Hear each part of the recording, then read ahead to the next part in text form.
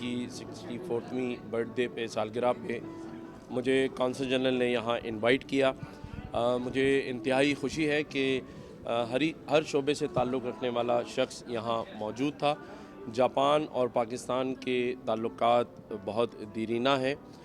बचपन से आपने देखा होगा कि हमारे घरों में एक जो नेशनल की प्रेस जो इस्त्री जो है वो हम देखते आए हैं, फ्रिज हो, डिफ्रीज़र हो, तो जापान हमारे घरों में मौजूद है। हमारे बहुत ज़बरदस्त तिजारती ताल्लुकात भी हैं और मैं ये चाहूँगा कि एक्सेलेंसी कौंसल जनरल के होते हुए इसको मज़ीद फ़रोग़ दिया जा सके।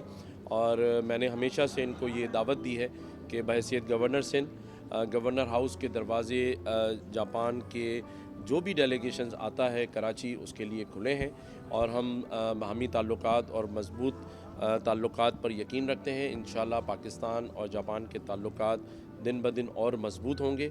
हम इनसे टेक्नोलॉजी लेंगे, एक्सपोर्ट और इंपोर्ट को और मज़ीद बढ़ाएंगे, नए आइटम्स की तरफ तवज्जो देंगे।